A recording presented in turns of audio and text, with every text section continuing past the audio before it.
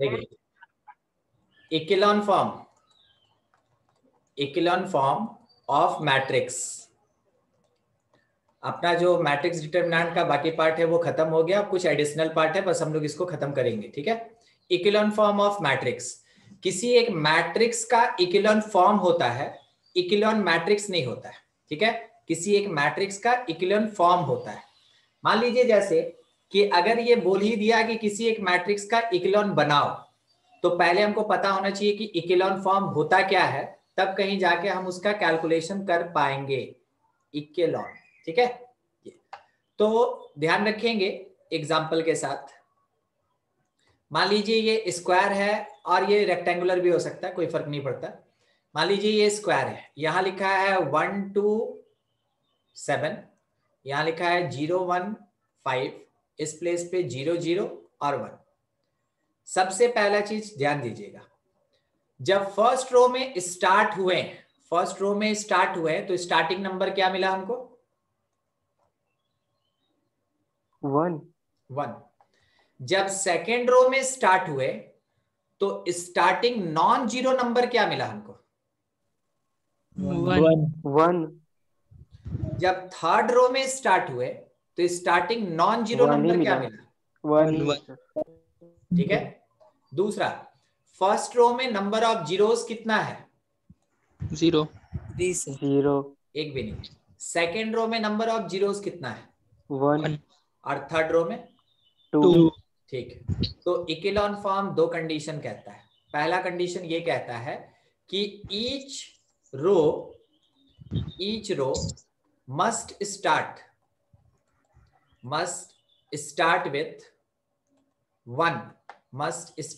1 as its non-zero value, मतलब कि non zero के पहले जीरो कितना भी हो जाए, मगर जब नॉन जीरो आना स्टार्ट होगा तो वो पहला नंबर हमेशा 1 होगा। ठीक है, तो फर्स्ट वाले में 1 आया, उसके बाद जीरो के बाद जब नॉन जीरो आया तो पहला नॉन जीरो कौन हुआ? 1। ध्यान रखिएगा, क्या बोले? स्टार्ट बोले, मतलब फर्स्ट वाला नहीं बोल रहा है, जीरो के बाद स्टार्ट। तो जीरो के बाद जब नॉन जीरो स्टार्ट होगा दैट ऑलवेज शुड बी 1, वो क्या होना चाहिए? 1 होना चाहिए। पहला लाइन, पहला कंडीशन। दूसरा कंडीशन क्या कहता है? कंडीशन ये कहता है with increase in row number total number of यहां भी सेंस बनता है, total number of zeros before non zero या बिफोर 1। ठीक है, मस्ट इंक्रीजिंग। क्या बोला गया? जब आप रो 1 से रो 2 में आइएगा आपका नंबर ऑफ जीरोस बढ़ना चाहिए, जब रो 2 से रो 3 में जाइएगा नंबर ऑफ जीरोस बढ़ना चाहिए। ये हो गया मेरा सेकंड कंडीशन। और फर्स्ट कंडीशन क्या कह रहा है कि जब आप स्टार्ट कीजिएगा तो जो पहला नॉन जीरो नंबर मिलेगा दैट ऑलवेज शुड बी कितना होना चाहिए? 1 होना चाहिए। क्या आपको दोनों बात समझ में आया और दोनों यहां दिख रहा है आपको?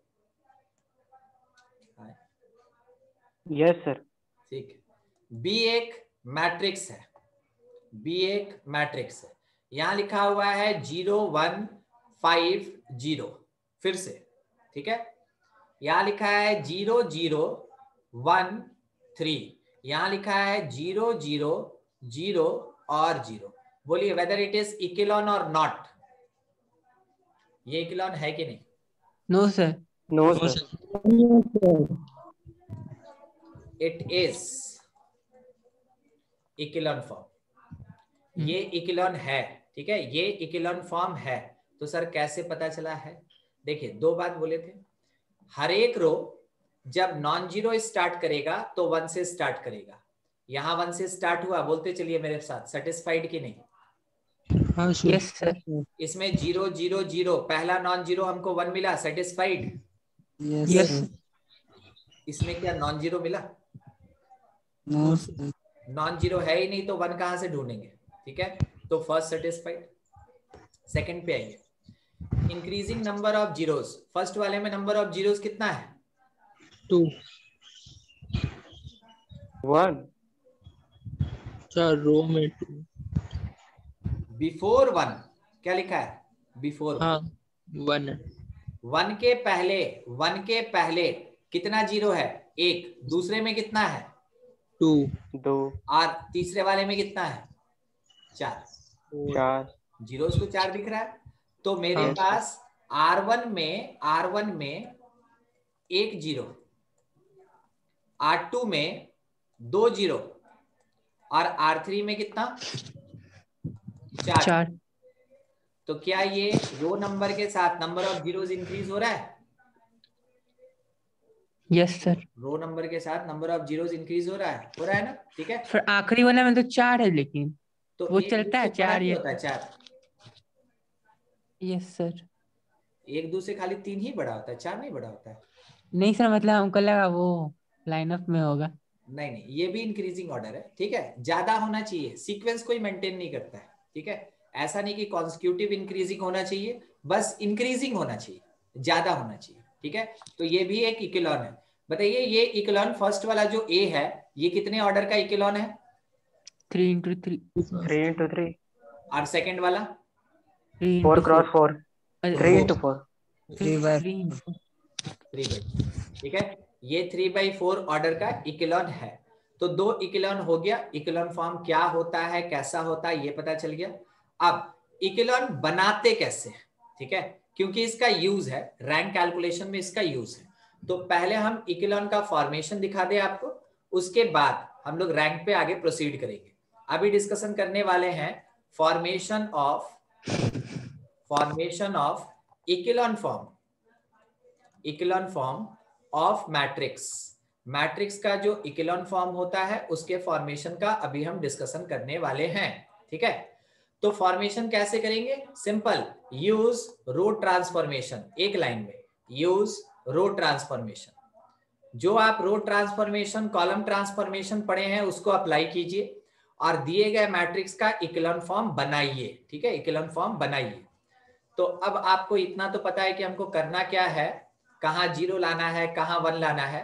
तो थोड़ा इस पे ट्राई कर लें। इट इज 2 3 1, फिर उसके बाद -2 5 -1, उसके बाद यहां लिखा है 3 1 और यहाँ पे -2।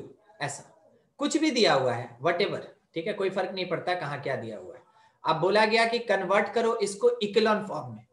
अपने पास क्वेश्चन का डिमांड क्या है? Convert into echelon form. Echelon form में आप इसको कन्वर्ट करें, इक्विलॉन फॉर्म में आप इसको कन्वर्ट करें, पहला चीज। तो हम लोग क्या करेंगे कि हम लोग को टारगेट पता है ना, यहां क्या होना चाहिए? 1 नहीं पता? 1 होगा सर। देखिए देखिए देखिए, कैसे नहीं पता आपको? पता तो है, वहां 1 होना चाहिए। ठीक है, 1 लाने का कोशिश करेंगे। फर्स्ट रो में फर्स्ट एलिमेंट शुड बी 1। तो 1 लाने के लिए क्या कर सकते हैं? R2 plus R1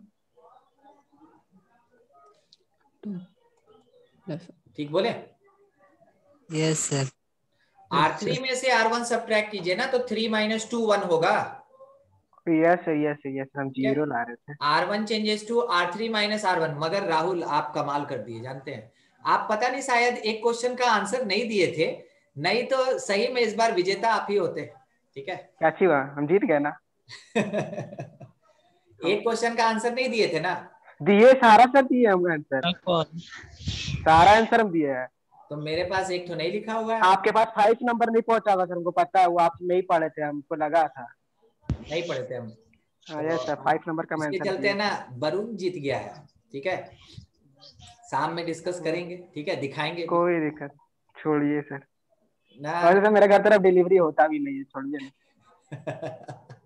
देखिए, R1 changes to R3 - R1, R1 changes to R3 - R1, ऐसा है। तो अगर हम लोग इसको अप्लाई करते हैं तो कभी भी मैट्रिक्स को इक्वल मत लिखिएगा, बट इट इज इक्विवेलेंट। देख रहे हैं, माइकल जैक्सन की तरह लहरा रहा है। ठीक है, तो इक्वल टू नहीं लिखना है, क्या लिखना है? इक्विवेलेंट। कारण है कि फिर आपको वो -1 डिवीजन वाला, मल्टीप्लीकेशन, ये सब करना होगा। हमको उससे कोई मतलब नहीं, हमको बस ये मतलब है कि मैट्रिक्स में एलिमेंट क्या आ रहा है। तो इसलिए कौन सा यहाँ पे टर्म यूज करेंगे? Equivalent, not equal to, equivalent. तो इक्विवेलेंट टू किसके? 3 - 2 1 होगा, 1 माइनस 3 माइनस 2 होगा, और माइनस 2 और माइनस 1 इट इज माइनस 3, ये आ गया। फिर माइनस 2 5 और माइनस 1 3 1 और माइनस 2 ऐसा होगा, ठीक है। अब इसमें देखना क्या है कि यहाँ 1 आ गया, पहले का काम खत्म। इस प्लेस पे क्या चाहिए आपको? 0 0। तो 0 कैसे आएगा? सर ऐड कर देंगे sir, second column, second row और थर्ड रो को। देखिए तो एक बार क्या बोले हैं Amarjeet? Sir R2 plus R1 को ऐड कर 2 दीजिए और माइनस कर दिया R3। R2 प्लस 2 R1, तो माइनस 2 और प्लस 2 0 हो जाएगा ना? Yes sir. Yes sir. Yes sir. इसको अप्लाई करेंगे, फिर से लिखेंगे matrix is equivalent to 1 minus 2 minus 3, और फिर उसके बाद माइनस 2 और प्लस 2 R1 0, फिर उसके बाद 5 और माइनस ये 1 आ गया, ठीक है। फिर उसके बाद माइनस 1 में 2 से मल्टीप्लाई, नहीं, ये माइनस 1 और ऊपर में हो जाएगा माइनस 6, तो माइनस 7, और नीचे वाला 3 1 माइनस 2 जैसे है। देखिए फर्स्ट और सेकंड दोनों का काम हो गया ना एक साथ, ठीक है। अब आइए थर्ड पे। थर्ड में यहाँ क्या चाहिए हमको? 0। कैसे आएगा? तो इंक्रीजिंग में 2 0 चाहिए ना, मतलब 3 जगह और 1 वाला भी। पहले इसको टारगेट करेंगे ना अभिषेक। सर माइनस 3 R1, तो कह सकते हैं R3 माइनस 3 R1। देखिए ये सजेशन मिला, एकदम सही है। तो इक्विवेलेंट टू ऊपर में 1 माइनस 2 और माइनस 3 है, फिर 0 1 माइनस 7 है, 3 माइनस 3 0 हो गया, और फिर उसके बाद 1 और प्लस 6 7 होगा, कोई बात नहीं आने दीजिए जो आ रहा है। फिर उसके बाद माइनस 2 और प्लस 9 7 होगा। क्या आपको ऐसा नहीं लगता है कि यहाँ पे हमको फिर से 0 चाहिए? Yes sir. कैसे आएगा? सर R3 माइनस 2 7 R2, ठीक है, 7 R2, ताकि 1 में 7 से मल्टीप्लाई करके सब्ट्रैक्ट करें तो अच्छा, यहाँ हाँ। 0 आ जाए, ठीक है। Yes. तो अब इट इज इक्विवेलेंट टू, सबसे पहले 1 माइनस 2 माइनस 3, उसके बाद 0 1 माइनस 7, लास्टली अपने पास 0 और 7 माइनस 7 0 हो गया, और 7 प्लस 49 कितना होता है? 56। ये आ गया। अच्छा अब आपको यहाँ पे 1 चाहिए ना, यहाँ 1 नॉन जीरो शुड बी 1। तो अब 1 लाने के लिए क्या करेंगे? डिवाइड कर देंगे। अगर आप 56 से डिवाइड कीजिएगा तो आपको क्या मिलेगा? 1 सर। 1 मिलेगा, ठीक है। तो हम लोग को बस यहाँ पे 1 लेके आना था। हाँ, तो 56 से डिवाइड किए तो it is equivalent to 1 minus 2 minus 3, फिर उसके बाद 0 1 माइनस 7, और इस प्लेस पे 0 0 और 1। क्या आपको बात समझ में आई अभी? Yes sir. ठीक है, देखिए मतलब वो एक साथ नहीं हो सकता ना सर? एक साथ नहीं, एक बार में एक टारगेट रखेंगे, ठीक है। एक बार में एक टारगेट रखेंगे। क्या हम इसको इक्विलॉन फॉर्म कह सकते हैं? Yes sir. Yes It sir. is the echelon form of matrix A. It is the echelon form of matrix A. जो ऊपर में मैट्रिक्स A दिया गया था उसका इक्विलॉन फॉर्म है, और वो इक्विलॉन फॉर्म क्या है? ये है। अब यहाँ पे देख के हमको ये बताइए, number of non zero rows कितना? 1। अच्छा 3। देखिए कैसे डिसाइड करते हैं। एक रो में अगर सारा का सारा एलिमेंट 0 है तो उसको कहते हैं जीरो रो, ठीक है। एक रो में अगर सारा का सारा एलिमेंट 0 है तो उसको कहते हैं जीरो रो। यहाँ पे कितना जीरो रो है? 1, ठीक है ना, यहाँ पे। और कितना नॉन जीरो रो है? 2, ठीक है। तो अगर एक भी एलिमेंट नॉन जीरो है, अगर एक भी एलिमेंट नॉन जीरो है, देन रो डिक्लेयर्ड एज नॉन जीरो रो। वैसे केस में रो को क्या बोलेंगे? नॉन जीरो रो। बात समझ में आ रही है? नहीं? Yes sir. Yes sir. कुछ नहीं बोला कोई। नॉन जीरो रोज, इसका मतलब होता है that row which contain at least One integer. one non-zero value, one non-zero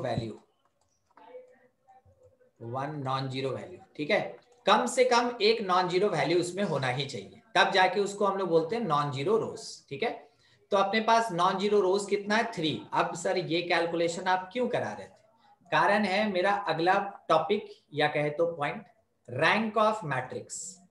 rank of matrix, rank of matrix. तो मैट्रिक्स का रैंक निकालने का सबसे पहला तरीका, सर रैंक क्या होता है? रैंक एक ऐसा कैरेक्टरिस्टिक या प्रॉपर्टी है मैट्रिक्स का जो बताता है कि उस पर्टिकुलर ऑर्डर पे मैट्रिक्स के डिटरमिनेंट का वैल्यू नॉन जीरो होगा। रैंक क्या है? रैंक वो पोजीशन है, वो नंबर है, वो वैल्यू है जो बताता है कि उस ऑर्डर पे मैट्रिक्स का डिटरमिनेंट वैल्यू नॉन जीरो होगा। ठीक है, तो जिस किसी भी नंबर n पे मैट्रिक्स का डिटरमिनेंट अगर नॉन जीरो आया तो उस नंबर n को रैंक ऑफ द मैट्रिक्स कहते हैं। अब इसको निकालने का तरीका, सबसे पहला रैंक रिप्रेजेंट करते हैं रो से। फिजिक्स में रो कहां यूज करते हैं? डेंसिटी में। मैथमेटिक्स में कहां यूज करते हैं? रैंक के लिए। तो rank row of matrix that is equals to number of non zero rows, number of non zero rows in its echelon form, in its echelon form।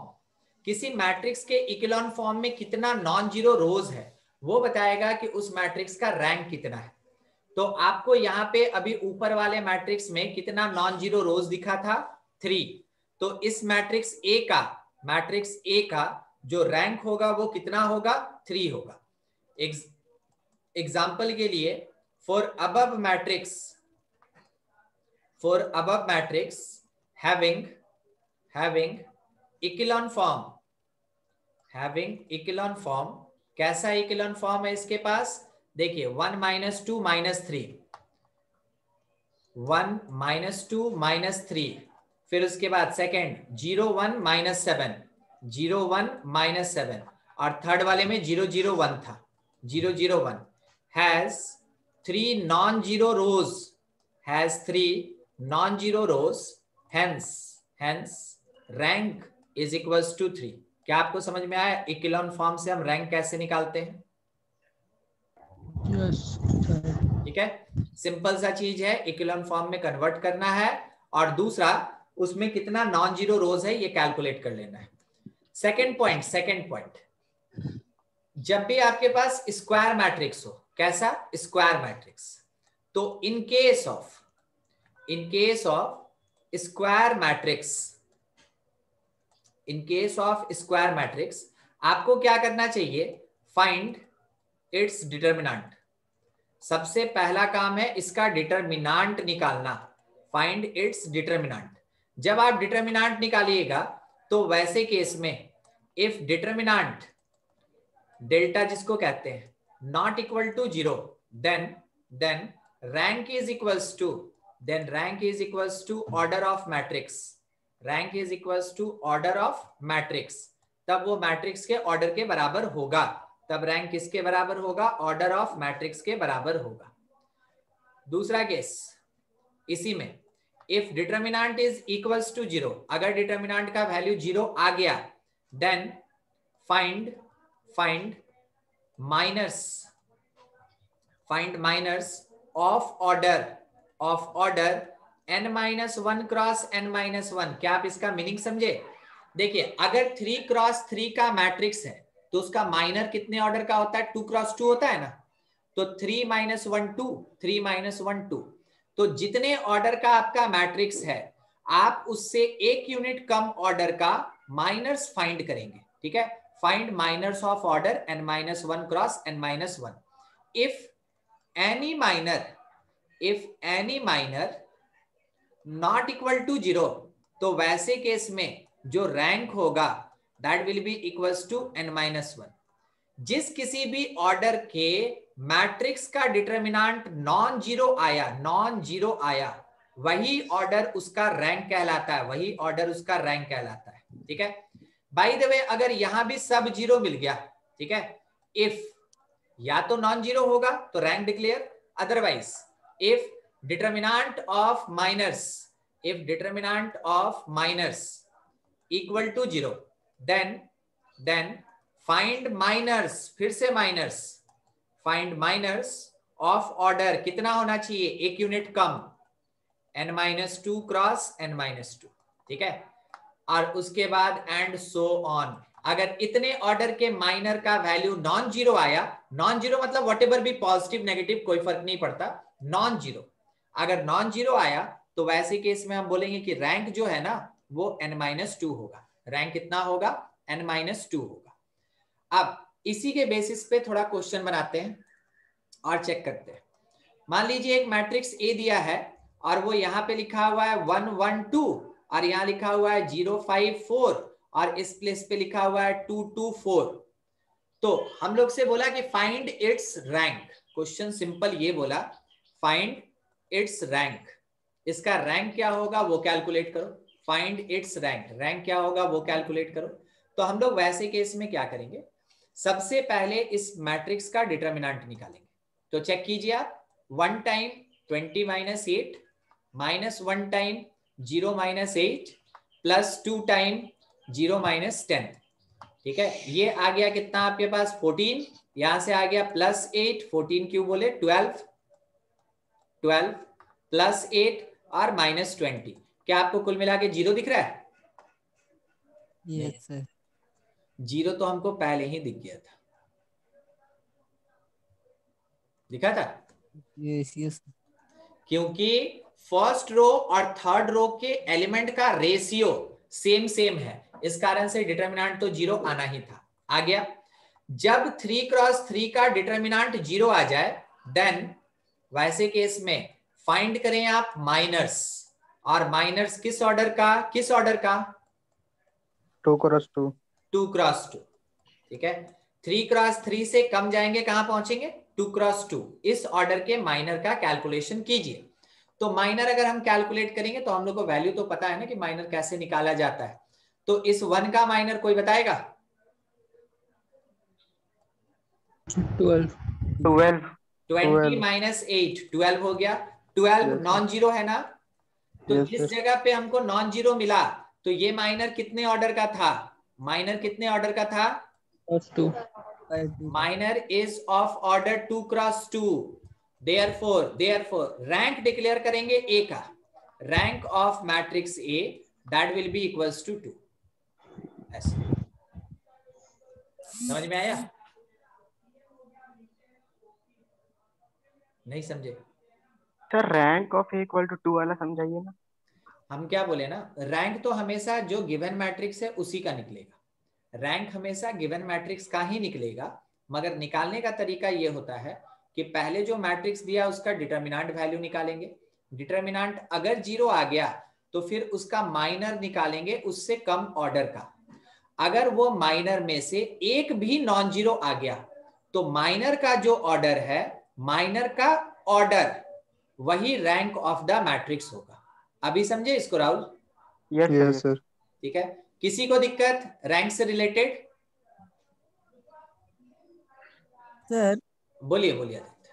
Sir ये 0 हो जाता तो माइनर, अगर ये 0 होता ना आदित्य M11, तो हम Yes. M12 निकालते, M13 निकालते, M21 निकालते, 22 निकालते, 23 31 32 33, कितना निकालते 9, 9 में से अगर एक भी नॉन जीरो आता, 9 में से अगर एक भी नॉन जीरो आता तो बार बार रैंक कितना डिक्लेयर होता 2, अभी समझे? Yes sir. ठीक है, अगर 9 का 9 सब जीरो हो जाता, 9 का 9 सब जीरो हो जाता तो फिर प्रोसीड करते कहां 1 क्रॉस 1 पे, और 1 क्रॉस 1 में अगर एक भी नॉन जीरो होता तो rank of the matrix A that will be declared as 1, समझ में आया? Yes sir. ठीक है, यही चीज। चलिए एक क्वेश्चन आपके लिए है, बी एक मैट्रिक्स है 2 1 2 1 2 2 0 1 2, चलिए इसका रैंक बताइए, रैंक ऑफ बी चेक कीजिए।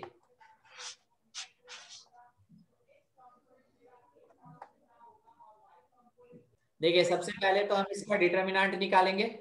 तो b का जब डिटर्मिनेंट कैलकुलेट करेंगे तो वो आएगा 2 time 4 minus 2 minus 1 time it is 2 minus 0 और प्लस 2 टाइम ये कितना हो जाएगा 0 माइनस 1 माइनस 0 1 माइनस 0 ऐसा हो जाएगा।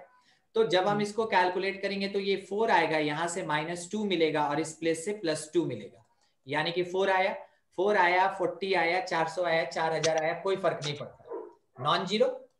क्योंकि 3 क्रॉस 3 के मैट्रिक्स का डिटर्मिनेंट नॉन जीरो आया, देयरफॉर रैंक कितना डिक्लेयर हो जाएगा 3। क्या अभी समझे? नहीं? Yes sir. ठीक है, ठीक है। अगला एक और question. C is equals to 0 0 0 0 0 फिर 0 और 0 0 1। चलिए भाई रैंक चाहिए इसका, रैंक सर रैंक 2 होगा इसका, चेक कर क्योंकि सर लीजिए। आइडेंटिकल है तो सर डिटरमिनेंट तो 0 हो जाएगा। हाँ कहीं 2 क्रॉस 2 वाला सब 0 आ गया तो सर 1 वाला ये भी हो सकता है। नहीं आएगा। हाँ, तो चेक करना है, चेक कीजिए, आंसर दीजिए। एकदम ठीक है, इसका रैंक 1 ही आएगा। कारण क्या है ना कि डिटर्मिनेंट ऑफ सी तो 0 आ गया, वो तो दिख गया था। और value of all minors, value Zero, sir. Of all minors आप निकाल के चेक कर लेंगे ना, वो देखने से पता चल जाता है। Value of all minors of order 2 cross 2 वो भी आपको 0 आएगा। हर एक माइनर का जो वैल्यू होगा 2 क्रॉस 2 का, उसका वैल्यू कितना आएगा 0 आएगा। तो वैसे केस में हम लोग प्रोसीड करेंगे 1 क्रॉस 1 पे। 1 क्रॉस 1 का मतलब हो गया एलिमेंट, तो 1 क्रॉस 1 में 0 0 0 0 0 0 8 बार, मगर एक ऐसा है जो नॉन जीरो है। आएगा। तो minor of order 1 cross 1 which is basically A33 an element is equals to 1 which is not equal to 0, therefore rank of C declared, rank of C is 1। क्या किसी को दिक्कत है समझने में? पूछ रहे नहीं? No sir. चलिए बढ़िया, ठीक है। अब काम है थोड़ा सा ऑगमेंटेड फॉर्म का, ठीक है। अब आ रहे हैं ऑगमेंटेड फॉर्म पे। Augmented form of system of equation, ठीक है। देखिए augmented form of system of equation ये क्या होता है? तो सिस्टम ऑफ इक्वेशन तो आप जानते हैं a1x plus b1y plus c1z is equals to d1 होता है, a2x plus b2y plus c2z is equals to d2 होता है, और a3x plus b3y plus c3z is equals to d3 होता है, ऐसा। अब इसमें आपको मैट्रिक्स A पता ना, मैट्रिक्स A कितना होगा? कोफिशिएंट्स को यूज करेंगे, A1 B1 C1 A2 B2 C2 और उसके साथ A3 B3 C3 ये। और मैट्रिक्स B क्या होता है? मैट्रिक्स B कॉन्स्टेंट्स कंटेन करता है, D1 D2 D3, ठीक है। अगर कभी हम लोग लिखते हैं A कॉलन B, इसको कहते हैं ऑगमेंटेड फॉर्म, इसको कहते हैं ऑगमेंटेड फॉर्म। और ये लिखा कैसे जाएगा? ये लिखा जाएगा एक स्क्वायर ब्रैकेट के अंदर, पहले A का पूरा मैट्रिक्स A लिखेंगे, A1 B1 C1 A2 B2 C2 और A3 B3 और C3, ठीक है। फिर उसके बाद इसको डैश से सेपरेट करेंगे, ऐसे डैश से सेपरेट करेंगे, और इधर साइड में लिखा जाएगा D1 D2 और D3। बोलिए तो कितने ऑर्डर का आपको दिख रहा है अभी ये? 3/4 3 क्रॉस 4, ठीक है। ये कहलाता है augmented form of the system of equation, ठीक है। Augmented form of system of equation, और ज्यादा कोई बड़ा बात नहीं है। ऑगमेंटेड फॉर्म जब भी आएगा तो बताइए रेक्टेंगुलर आएगा कि स्क्वायर आएगा? रेक्टेंगुलर, हमेशा रेक्टेंगुलर आएगा, हमेशा, ठीक है, हमेशा रेक्टेंगुलर ही आएगा, कोई इसमें ना किंतु परंतु नहीं है, ठीक है, हमेशा रेक्टेंगुलर आएगा। अगर आपसे पूछ दिया कि rank of augmented A B, तो बताइए आप डिटरमिनेंट मेथड यूज कीजिएगा या फिर आप इकेलॉन फॉर्म यूज कीजिएगा? इकोलॉन फॉर्म। इक्विलॉन इकेलॉन फॉर्म यूज करेंगे क्योंकि डिटरमिनेंट नहीं यूज कर सकते। डिटरमिनेंट किसके लिए होता है? डिटरमिनेंट होता है स्क्वायर के लिए। तो क्योंकि मेरे पास रेक्टेंगुलर आ रहा है तो डिटरमिनेंट मेथड तो यूज ही नहीं कर सकते हैं। रैंक निकालने का सबसे सिंपल मेथड होता है डिटरमिनेंट मेथड। अगर आप डिटरमिनेंट नहीं लगा सकते हैं तो इसका मतलब है कि आप बुरा फंसे हैं और आपको इकेलॉन फॉर्म के बेसिस पे रैंक कैलकुलेट करना होगा। इकेलॉन फॉर्म के बेसिस पे रैंक कैलकुलेट करना होगा। ठीक है, चलिए अब सबसे पहले एक प्रैक्टिस के लिए क्वेश्चन, थोड़ा आपको 5 मिनट टाइम लगेगा, कोई बात नहीं, मगर एक क्वेश्चन बना के दिखाइएगा। ठीक है, रैंक चाहिए, हम इसलिए इकेलॉन आपको अभी तक बनाने नहीं दिए थे। Rank of A augmented B, ठीक है, A augmented B in system of equation, in system of equation. System of equation क्या है? x plus Y minus Z is equals to 1, उसके बाद 2x minus Y is equals to 2, और उसके बाद है x प्लस 3y minus plus Z is equals to 0। चलिए इसका हमको चाहिए रैंक। क्या क्या करेंगे और कैसे करेंगे थोड़ा वो सुन लीजिए। आपको करना क्या है, सबसे पहले आपको ऑगमेंटेड ऐसे बनाना होगा। जब ऑगमेंटेड बन जाएगा मतलब लिखना होगा, ऐसा क्या बड़ा बात है कि बनाना है। जब ऑगमेंटेड बन जाएगा उसके बाद आपको रो ट्रांसफॉर्मेशन मेथड लगाना है, और रो ट्रांसफॉर्मेशन मेथड लगा के और उसको कन्वर्ट करना है इकेलॉन फॉर्म में। जब आपके पास echelon form of the matrix या ऑगमेंटेड मिल जाएगा, उसमें आपको काउंट करना है कि नॉन जीरो रोज कितना है। जितना नॉन जीरो रोज होगा that will be equals to the rank of this augmented form। समझे? कितना लंबा बात बोले तो करना भी होगा थोड़ा सा लंबा। लग जाइए सब कोई, क्या बार सॉल्व करते हैं। ठीक है, एक मिनट थोड़ा बैठ जाए आराम से। देखिए सबसे पहले ए, अब मेरा आ जाएगा सर। ठीक है, ए ऑगमेंटेड बी निकालना है तो वो लिख लेते हैं। वो क्या है? 1 1 माइनस 1, फिर उसके बाद है 2 माइनस 1 और 0। हमको तो एक मिनट जाएगा। ठीक, फिर उसके बाद यहाँ पे 1 3 और 1, 1 3 और 1, यहाँ पे हम लोग डैश डैश डैश डाल दिए। समझ रहे हैं ना, बरसात का मौसम है तो परजीवी लोग आ जाता है, उन लोगों को थोड़ा भगाने का व्यवस्था हो रहा था। देखिए ये ऑगमेंटेड। अब उसके बाद हमको पहला एलिमेंट 1 चाहिए, बना हुआ है, कुछ नहीं करेंगे हम उसमें। सेकंड में इस प्लेस पे हमको 0 चाहिए। तो अगर इस प्लेस पे हमको 0 चाहिए तो हम क्या करेंगे कि R2 चेंजेस टू, स्टार्ट ही यहां से करेंगे, R2 changes to R2 minus 2R1। तो इट इज इक्विवेलेंट टू कितना? 1 1 माइनस 1, और फिर उसके बाद यहाँ पे भी कोई चेंज नहीं, 1।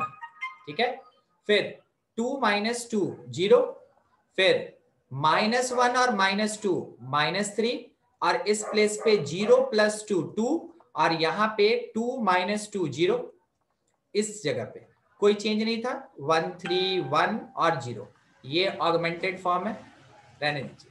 इसके बाद अब हमको इस प्लेस पे 1 चाहिए, हमेशा ऐसे ही टारगेट करके चलिएगा, इस जगह पे 1 चाहिए।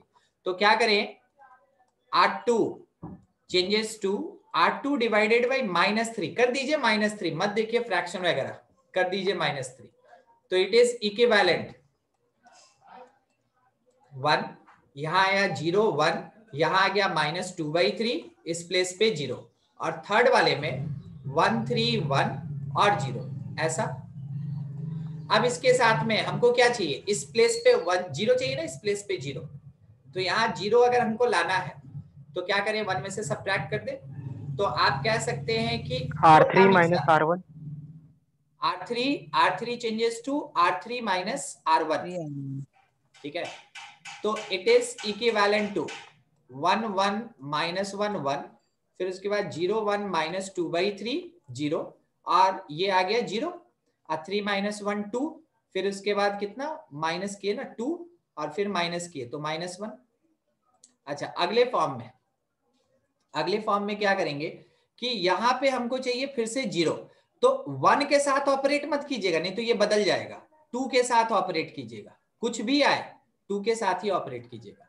तो R3 चेंजेस टू क्या लिखेंगे, R3 माइनस 2R2, तो अप्रोक्सीमेटली मीन्स, ठीक है, इक्विवेलेंट टू 1 1 माइनस 1 1, फिर 0 1 माइनस 2/3 0, लास्टली अपने पास आया 0, 2 माइनस 2 0, फिर इसके बाद 2 माइनस ऑफ माइनस 4/3, तो 2 प्लस 4/3 10/3, फिर -1 और ये 0, तो ये -1 ही रहेगा ऐसा। अब यहां पे हमको 1 चाहिए, तो 10/3 से डिवाइड करेंगे, ठीक है। क्या करेंगे अगला step, R3 changes to R3 divided by 10/3, 10/3 से डिवाइड करेंगे, तो हम लोग लिख सकते हैं it is equivalent to 1 1 minus 1 1, फिर 0 1 माइनस 2/3 0, और इस प्लेस पे 0 0 1, और 10/3 से डिवाइड किए तो -3/10 हो गया, ये आया ऑगमेंटेड। अब क्रॉस क्वेश्चन पूछिए, सॉरी ये हो गया इक्विलॉन। किसी का कोई और क्रॉस क्वेश्चन है इसमें? यही आया था, ऐसा ही कुछ? नहीं, नो सर, डिफरेंट था। अच्छा आ गया ना? Yes sir. हाँ, तो number of non zero rows कितना है? 3। Non zero rows that will be equals to 3, तो 3 अगर आ गया तो कह सकते हैं कि rank of A augmented B that will be equals to 3, ठीक है। Rank of A augmented B is equals to 3। अभी समझ में आया कैसे कैलकुलेट करेंगे? आदित्य कहाँ गए? Yes sir. वही सर, ये तो देख के ही ना पता चल जा रहा है कि मतलब रो 3 है तो रैंक 3 होगा। नहीं नहीं, होता क्या है ना, अभी वो क्वेश्चन मिल नहीं रहा है और हम है ना डिलीट कर दिए हैं।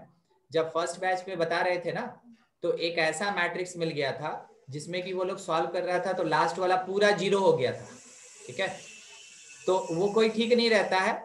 अगर 2 आइडेंटिकल आ जाएगा तो आप जब सब्ट्रैक्ट करने जाइएगा तो पूरा का पूरा 0 भी आ सकता है, वो कोई ठीक नहीं।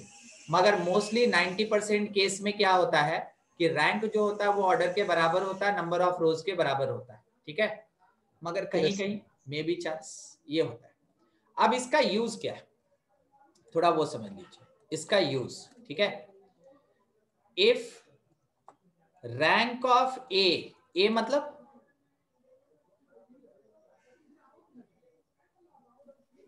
मैट्रिक्स का ही सर, मैट्रिक्स है। Matrix of coefficient of variable, A मतलब दिखा? Yes sir, yes. ये है ए, ये है आपके सिस्टम ऑफ इक्वेशन का मैट्रिक्स ए, ठीक है। उसी ए का बात कर रहे हैं। तो if rank of matrix A equals to rank of A augmented B, अगर दोनों का रैंक बराबर होता है, and that will be equals to number of variables, that will be equals to number of variables. तो देखिए इस पूरे सिस्टम ऑफ इक्वेशन में आपके पास वेरिएबल्स कितना है? वेरिएबल नहीं जानते? X Y Z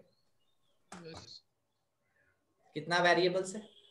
3 sorry 8। ठीक है, तीन, ठीक है। एक्स वाई जेड 3 वेरिएबल, उसी वेरिएबल्स का बात हो रहा है। अगर ए का रैंक और ऑगमेंटेड का रैंक और नंबर ऑफ वेरिएबल तीनों बराबर हो, देन ऐसे केस में सिस्टम इज कंसिस्टेंट होता है and contain unique solution.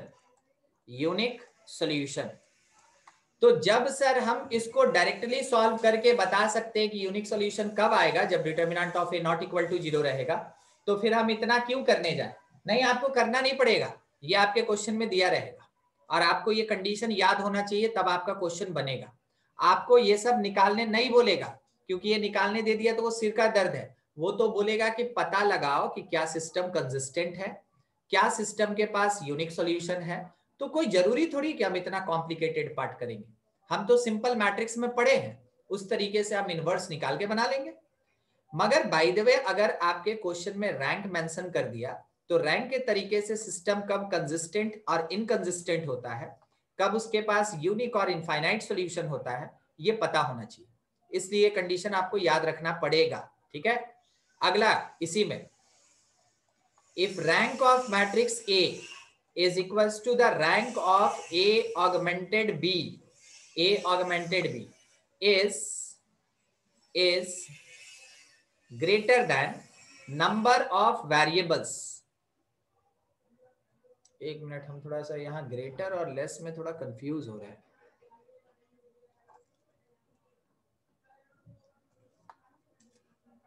Less than, ठीक है,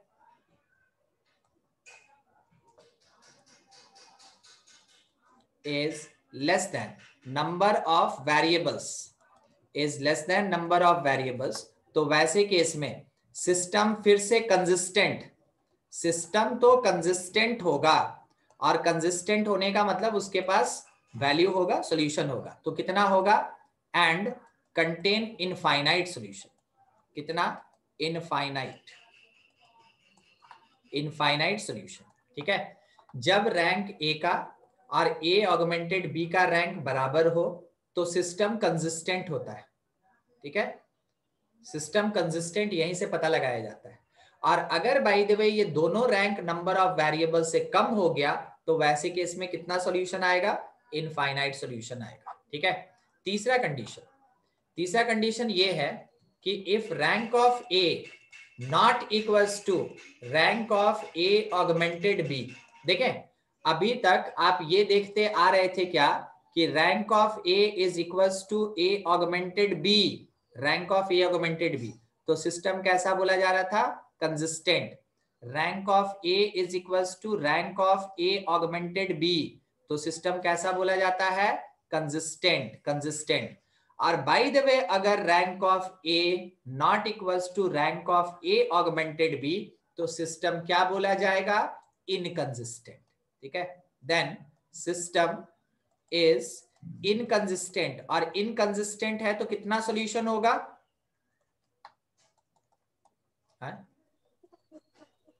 नो सॉल्यूशन। थोड़ा पढ़ भी लिया कीजिए पहले का। ठीक है, मैट्रिक्स मैट्रिक्स पढ़ भी लिया कीजिए। 10 नंबर और 8 नंबर का मायने रखता है। ठीक है, 10 नंबर बोर्ड में, 8 नंबर है ना कंपटीशन में, मायने रखता है। ठीक है, 25 में से 2 क्वेश्चन इसी में से आएगा। अब इसको नहीं वैल्यू दीजिएगा तो किसको दीजिएगा। ठीक है, देखिए ये था अपने पास कंडीशंस, ये था अपने पास कंडीशन। रैंक से रिलेटेड सारा पार्ट अपने पास खत्म हो गया। ठीक है, तो रैंक हम लोग 2 तरीके से निकाल सकते हैं, एक इक्विलिब्रियम फॉर्म से और एक डिटरमिनेंट मेथड से। जब कभी भी मैट्रिक्स स्क्वायर होगा, रैंक कैलकुलेट करने के लिए प्रेफर करेंगे हमेशा डिटरमिनेंट मेथड। अगर मेरा मैट्रिक्स स्क्वायर मैट्रिक्स नहीं होगा तो रैंक निकालने के लिए हम लोग इक्विलिब्रियम फॉर्म के बेसिस पे कैलकुलेशन करते हैं। जब रैंक निकल जाता है तो सिस्टम ऑफ इक्वेशन को सॉल्व करने के लिए कि उसमें ना यूनिक सॉल्यूशन होगा, इनफाइनाइट सॉल्यूशन होगा, या कितना सॉल्यूशन होगा, कंसिस्टेंट होगा, इनकंसिस्टेंट होगा, हम लोग को रिक्वायरमेंट होता है ऑगमेंटेड का। ऑगमेंटेड का मतलब है A just separated by the semi permeable with B. ठीक है, सॉल्यूशन में पढ़े थे osmotic pressure, yes sir. SPM पढ़े थे उसमें। Yes sir. सबसे जनरल एसपीएम क्या चीज से बनता है,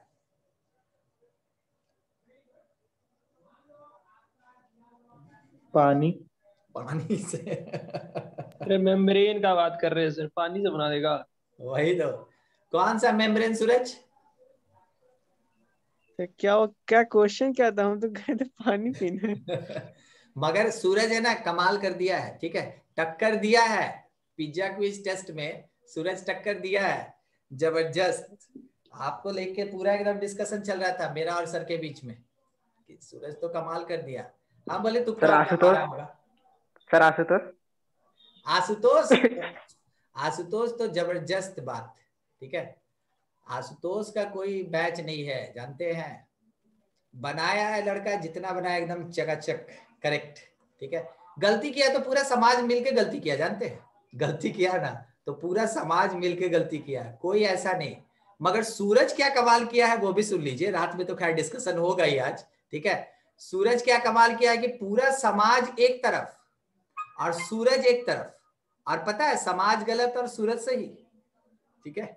ये भी थोड़ा सा समझ नहीं आया आपको कैसा क्या हो रहा? क्या किए? गलत आंसर दिया, सूरज का सही था। हाँ ओ। देखिए समरी निकला ना, यही है। चलिए कोई बात नहीं, जाने सर दीजिए। हाँ सर वरुण कैसे जीत गया सर? वो तो बहुत लेट से आंसर दे रहा था। हम वही आज डिस्कशन होगा ना। अरे अभी देखिए हार जीत का फैसला नहीं हुआ है, ठीक है। अभी हार जीत का फैसला नहीं हुआ। हार जीत का फैसला में, ठीक है, मान लीजिए जज हम, ज्यूरी आप लोग, पार्टिसिपेंट ही ज्यूरी होगा। उस समय ना डिस्कशन होगा और उस समय ना क्राइटेरिया निकलेगा कि जीतने के लिए क्या क्या क्राइटेरिया होना चाहिए, और तब उन क्राइटेरिया के बेसिस पे आंसर निकलेगा। बेसिकली क्या है ना कि वरुण का सबसे ज्यादा मार्क्स आया है, ठीक है, मगर सबसे ज्यादा आना तो अपना क्राइटेरिया नहीं था ना। सबसे वो पहले, सबसे पहले आंसर जो देना। हाँ, सबसे पहले और सही सही आंसर देना क्राइटेरिया था।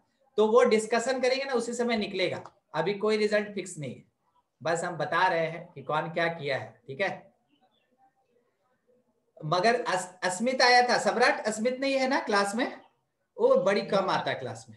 सम्राट? नो सर नहीं है।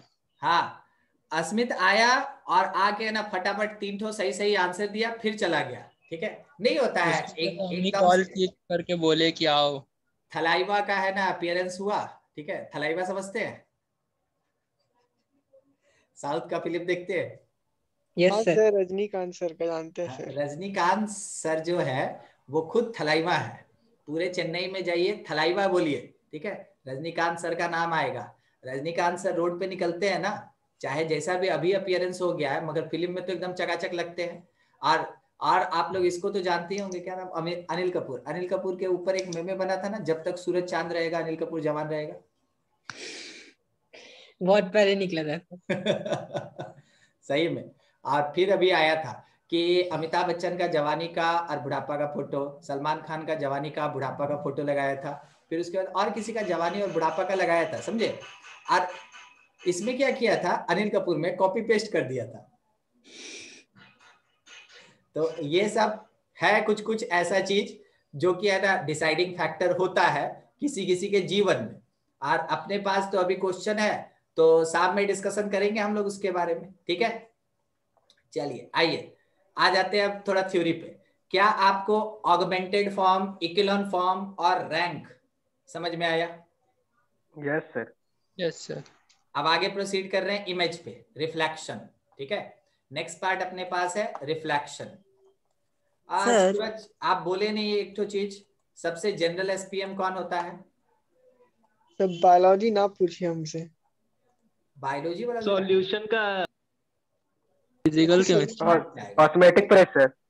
अजूबा हो गया। भाई मेम्ब्रेन पूछ रहे हैं, पानी जिससे पास होता है। देखिए पढ़ के रखा है मुझे। नहीं पता सर, मुझे कोई आइडिया नहीं है। पिग का गैल ब्लैडर जानते हैं? क्या सर? पिग पिग, अरे सुअर। हाँ यस सर, सर। जानते जानते जानते हैं। सोच रहा है थोड़ा कि हाँ बढ़िया सलीके वाला वर्ड में समझा दे, समझ ही नहीं रहे, ठीक है। जानते हैं उसका जो हाँ गैल ब्लैडर होता है ना, वो हाँ वो सबसे जनरल एसपीएम है। हॉट डॉग का ओ, नाम सुने है ना? हाँ हाँ यस सर। हॉट डॉग में 2 बन होता है, उसके बीच में है ना मीट का एकदम क्या बोलेंगे कि पीस वीस। रोल टाइप का रहता है। हाँ हाँ हाँ, कीमा डाला हुआ रहता है ना, हाँ हाँ सर, कीमा डाला हुआ हाँ रहता है। वो कीमा पता है उसको ना छाना जाता है ना भुना जाता है, ठीक है। उसको स्टीम। टांग दिया जाता है और उसको जिस जगह में कैच मतलब कैप्चर करके रखते हैं ना बलून की तरह, ठीक है, हाँ जिसके अंदर उसको भरा जाता है, वो एक्चुअली में ना पिग का ब्लैडर रहता है, वो एसपीएम रहता है। उसको टांग दिया जाता है ऊपर और नीचे से है ना धुआं दिया जाता है। बिरबल का खिचड़ी सुने होंगे कभी? Yes sir. Yes sir. ऊपर में खिचड़ी टांगा हुआ रहता है, नीचे में आग जलता रहता है, एकदम वैसी वही चीज एक कमरे में। और केवल है ना धुआं जो होता है वो महीना 2 महीना 6 महीना लगता है उसको पकने में, ठीक है। और वो धुआं से केवल पकता है।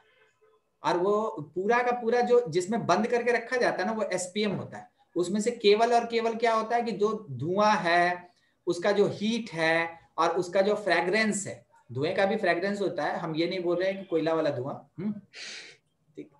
वो एप्पल का, अगर वो लोग है ना लकड़ी को बर्न करता है तो एप्पल फ्लेवर का बनता है, तो उस टाइप से अलग अलग फ्लेवर का बनाता है। तो वो जो बंद करता है ना वो एसपीएम में ही बंद करता है। और जनरल एसपीएम आप कैरेट देख रहे हैं ना, कोई भी सब्जी ले लीजिए, कोई भी सब्जी ले लीजिए, उसका जो आउटर लेयर होता है it is the general SPM. सब्जी को ऐसे छोड़ दीजिए, वो क्या होगा, सिकुड़ जाएगा, एकदम ऐसे बूढ़ा टाइप का लगेगा। पानी में डाल दीजिए, देखिए फिर से जवान हो जाएगा। हाँ देखिए कभी। Yes sir. अरे गाजर और मूली सबसे सिंपल एग्जांपल है भाई, उसको देखिएगा 2 दिन घर में अगर आके कहीं पड़ा हुआ है, आप कुछ नहीं किए, फ्रिज में नहीं रखा, बाहर सर रखा। कैप्सिकम को देख लीजिए, सबसे हाँ हाँ हाँ, इजी है कैप्सिकम भी, कैप्सिकम। वो पिलपिला टाइप हो जाता है, फिर उसको पानी में डाल के यस ना सर। 2-3 घंटा छोड़ दीजिए, देखिए वो फिर से एकदम बुलंद हो जाएगा। समझे? तो ये होता है एसपीएम। हम यहाँ पे एसपीएम को क्यों खींच के लेके आए थे, हम आपसे बोल रहे थे क्या कि यहाँ जो ऑगमेंटेड में ये डैश डाला हुआ है ना, ये दोनों को सेपरेट कर रहा है मगर नेचर नहीं बदलेगा। यानी कि मेरे फर्स्ट रो में भी है ना 4 एलिमेंट है, सेकंड रो में भी 4 एलिमेंट है, थर्ड रो में भी 4 एलिमेंट है। ठीक है, यही बात बोलना चाह रहे थे, इसलिए वो सब वर्ड सामने आया था। आदित्य कुछ पूछ रहे थे? हाँ सर, जो लास्ट वाला जो लिखवाए सर, ये अभी तो स्टार्ट किए रिफ्लेक्शन ऑफ मैट्रिक्स। नहीं सर, ये जो रो ए वाला इक्वल टू डज नॉट, जो इनकंसिस्टेंस का जो लिखवाए सर, नो सॉल्यूशन। तो वो जो सर आप क्वेश्चन जो बोल रहे थे कि जिसमें आता है, इसमें बता नहीं सकते कि उसका जो ऐसा निकलता है वो क्या रैंक। हाँ सर, रैंक जो है, तो सर उसमें जो एक्सेप्शन जो होता है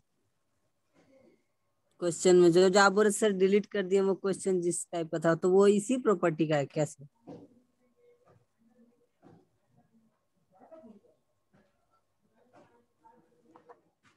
नहीं समझे, सुनिए सर हम बताते क्या बोलना चाह रहे हैं। हाँ सर ये बोलना, जो हम लोग का पिछला क्वेश्चन बनाए थे सर, एक जो आप बोले थे कि सर 0 भी हो सकता है, जो फर्स्ट बैच को आप बताए थे। अच्छा हाँ सर लास्ट वाला रो अगर 0 हो गया सारा, तो हाँ वो वाला पूछ रहा, तो इनकंसिस्टेंट का मतलब वहां पे अप्लाई होगा। हाँ हाँ हाँ, ये अब समझे हम जाके। देखिए अगर लास्ट वाला रो पूरा 0 हो जाता तो इसका रैंक कितना निकलता, 2 निकलता, इसका रैंक 2 आता ना। यस सर, और वेरिएबल से कम हो जाता। हाँ, और वो वेरिएबल से कम हो जाता तो उस समय हम कह सकते थे कि कंसिस्टेंट मगर इनफाइनाइट सॉल्यूशन। और अगर रैंक ऑफ ए के बराबर नहीं होता तो हम कहते इनकंसिस्टेंट और नो सॉल्यूशन। समझे? अभी यही बोल रहे थे ना? हाँ सर। ठीक, चलिए हो गया। Reflection of matrix. आइए, मैट्रिक्स का रिफ्लेक्शन, एक्चुअल में मैट्रिक्स का रिफ्लेक्शन जो होता है वो किसी एक पॉइंट के लिए कैलकुलेट होता है। तो हम आपको 1-2 चीज पहले बता देना चाहते हैं, आपको हमको पता है कि पता है मगर फिर भी बता देना चाहते हैं। फर्स्ट वाले क्वाड्रेंट में X and Y both positive, second quadrant में minus plus, minus plus sir, minus plus, third में सर माइनस माइनस, और फोर्थ लास्ट में में प्लस माइनस। चलिए ठीक है। अगर मान लीजिए इट इज द ऑब्जेक्ट, मान लीजिए इट इज द ऑब्जेक्ट, तो it is the image with respect to X axis. It is the image with respect to X axis. ठीक है, ये एक ही ऑब्जेक्ट है, ध्यान रखिएगा। It is the image with respect to Y axis, Y axis, with respect to Y axis. ठीक है, ये, और it is the image with respect to X axis. Origin. ठीक है, देखिए ये ऑब्जेक्ट है ना फर्स्ट में, और इमेज कहां बना, थर्ड में। तो वैसे केस में रिफ्लेक्शन है और इमेज है किसके रिस्पेक्ट में, ओरिजिन के रिस्पेक्ट में। ठीक है, ये चीज ध्यान रखिएगा क्योंकि इसी पे है ना कैलकुलेशन होगा। मान लीजिए अगर हमसे ये बोला कि find reflection of point x, y with respect to x axis, तो हम यहां पे एक टर्म ऐड करना चाहेंगे, find reflection matrix of x, y with respect to x axis. ऐसा तो हम लोग कैसे प्रोसीड करेंगे कि जो रिफ्लेक्शन होगा उसको मान लीजिए x डैश होगा, जो रिफ्लेक्शन होगा उसको मान लीजिए y डैश होगा। अगर हमसे बोला कि x का रिफ्लेक्शन निकालो x एक्सिस के रिस्पेक्ट में, तो देखिए पॉजिटिव x लिखा है ना, उसके रिस्पेक्ट में क्या होगा, पॉजिटिव x ही होगा। यस नहीं सर। समझे? एक्स एक्सिस के रिस्पेक्ट में प्लस प्लस का इमेज क्या बनेगा? प्लस माइनस बनेगा। हाँ जा रहा, फिर से एक बार बोले। Yes sir. प्लस प्लस का image with respect to X axis क्या प्लस माइनस बनेगा? यस हाँ sir. Yes sir. Yes sir. Yes sir. ठीक है, तो हमको चाहिए था, ध्यान से देखिए, प्लस प्लस का image with respect to X axis, with respect to X axis. तो ये प्लस रहेगा मगर ये तो माइनस हो जाएगा ना। यस ठीक है, यस सर। अब लिखने का तरीका देखिएगा, लिखने का तरीका, इसको लिख सकते हैं 1 इंटू एक्स, ठीक है, और प्लस 0 इंटू वाई। क्या हम x को ऐसे लिख सकते हैं? Yes sir. ठीक, अब दूसरा माइनस वाई को लिखने का तरीका देखिएगा, 0 इंटू एक्स और प्लस -1 इंटू वाई। क्या हम लोग माइनस वाई को ऐसे लिख सकते हैं? Yes sir. ठीक है, अब इसी चीज को मैट्रिक्स के फॉर्म में लिखना है। ये जो राइट साइड वाला है ना, इसको मैट्रिक्स मल्टीप्लिकेशन के फॉर्म में लिखना है। तो लेफ्ट का x डैश है और y डैश है, that will be equal to, that will equal to, matrix form में लिखना जा रहे हैं इसलिए ऐसे लिख रहे हैं, that will be equals to, coefficients पकड़िए, केवल कोफिशिएंट्स पकड़िए, 1 0 0 -1 0 -1 और इसके साथ मल्टीप्लीकेशन यहाँ एक्स वाई का होगा। चेक कीजिए क्या यहाँ से हम सॉल्व करके यहाँ पहुंच सकते हैं, हाँ कि ना? Yes sir. हाँ ठीक सर। है, तो देखिए, जब हम एक्स वाई का रिफ्लेक्शन कैलकुलेट किए तो उस रिफ्लेक्शन के कैलकुलेशन में कौन सा मैट्रिक्स पार्टिसिपेट किया? पढ़ दीजिए। क्या सर? 1 जब 0 हम 0 एक्स -1। वाई का रिफ्लेक्शन कैलकुलेट कर रहे थे, एक्स वाई का रिफ्लेक्शन कैलकुलेट कर रहे थे with respect to X axis, तो उसमें कौन सा मैट्रिक्स पार्टिसिपेट किया? 1 0 0 1 -1 0 0 1 -1। 0 -1। It is called reflection matrix. इसको कहते हैं reflection matrix of X Y with respect to X axis. समझ में आया किसको बोलते हैं? ठीक है, किसी एक पॉइंट का, एक मिनट रुकिएगा, नहीं कर लेना चाहिए। चलिए अगला देखते हैं। नेक्स्ट अगर हमसे क्वेश्चन ये पूछ दे कि फाइंड रिफ्लेक्शन, फाइंड रिफ्लेक्शन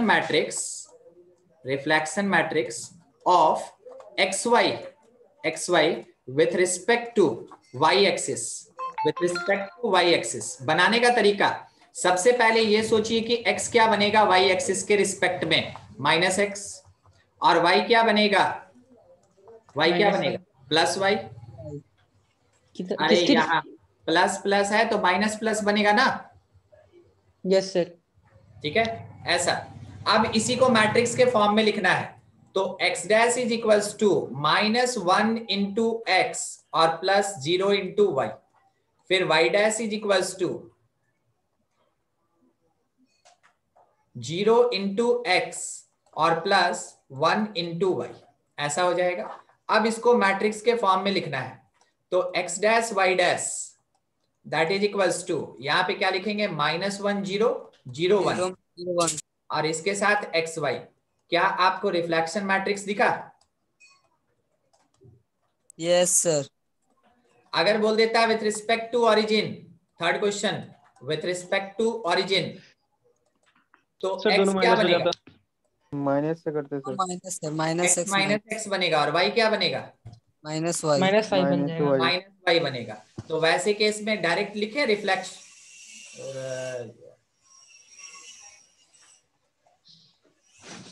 वैसे केस में डायरेक्ट हम लोग रिफ्लेक्शन लिख सकते हैं ना, कि रिफ्लेक्शन मैट्रिक्स क्या होगा। तो रिफ्लेक्शन होगा, यहां से देखिए -1 0 और यहां से देखिए 0 -1, समझे?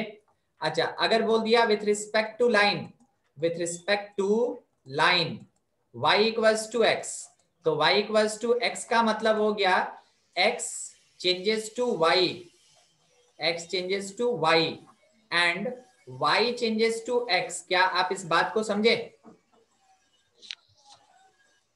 नहीं समझे? Yes sir. ये एक लाइन है y is equals to x। अगर कोई एक पॉइंट x कॉमा y दिया है तो इसके अबाउट जब रिफ्लेक्शन निकालिएगा ना तो x की जगह y आ जाएगा और y की जगह x आ जाएगा। समझ में आया अभी? ठीक है, तो इसके बेसिस पे अगर कैलकुलेशन करते हैं तो x डैश क्या बनेगा y और y डैश क्या बनेगा x। लिखेंगे कैसे? तो x dash is equals to 0x plus 1y और y dash is equals to 1x plus 0y।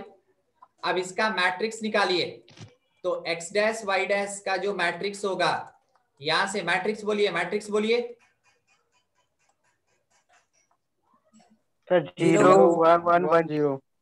दिखा? ठीक है, तो ये कहलाया यहाँ पे रिफ्लेक्शन मैट्रिक्स। क्या कोई दिक्कत रिफ्लेक्शन से रिलेटेड? No sir. नहीं। एक बार जरूर इसको है ना फिर से देख लेंगे क्योंकि हम थोड़ा हड़बड़ी में खत्म किए। ठीक है, एक बार जरूर देख लीजिएगा, कोई बड़ा चीज है नहीं, बस आपको ये नॉलेज अगर टाइम पे याद आ जाए, है तो सबके पास, मगर टाइम पे याद आ जाए तो बनाना मुश्किल नहीं होगा, रिफ्लेक्शन काफी हल्का होता है। ठीक है, चलिए इतना काम कर लेंगे। सर इसमें क्वेश्चन ऐसे ही आता है? क्वेश्चन ऐसा ही आएगा, ये जो ऊपर लिख रहे थे ना राहुल, यस सर। ये वाला, ठीक है, हाँ विथ रेस्पेक्ट टू सर ऐसे करके। हाँ हाँ, ये देखिए ना पूरा क्वेश्चन ऐसे रहेगा, find reflection matrix of X Y देगा या सर कॉन्स्टेंट्स का तो यूज नहीं होगा, या माइनस ए माइनस बी देगा with respect to Y axis X axis ऐसे देगा। क्या बोले? सर क्वेश्चन देने में तो कॉन्स्टेंट्स का यूज नहीं होगा ना ना, क्वेश्चन में कभी कांस्टेंट नहीं है, वो हमेशा हमेशा आर्बिट्ररी कांस्टेंट ही रहेगा, एक्स वाई रहे, पी क्यू रहे, ए बी रहे, मगर आर्बिट्ररी कांस्टेंट रहेगा। ठीक है, यस सर। ठीक, बच गया आइजीन और कुछ बच रहा है, एक और कोई पार्ट हमको ध्यान में नहीं आ रहा है, आइजीन ही हमको लग रहा है कि शायद केवल बच रहा है। ठीक, नेक्स्ट क्लास में खत्म कर देंगे उसको। ठीक है, और उसके बाद इनवर्स ट्रिग्नोमेट्रिकल फंक्शन हम लोग स्टार्ट करेंगे। ठीक है, देख के बैठेंगे। चलिए ठीक है, बाकी नेक्स्ट क्लास में। हाँ, थैंक यू। और रात को क्लास है, ट्रिग्नोमेट्री वाला क्लास चलेगा। ठीक है, ट्रिग्नोमेट्रिकल इक्वेशन। हाँ यस सर। सर और जे जीतेंगे वाला? हाँ होगा, सर का क्लास होगा फिजिक्स का 7:15 में, वेक्टर कंटिन्यूड। सर जे, ओके।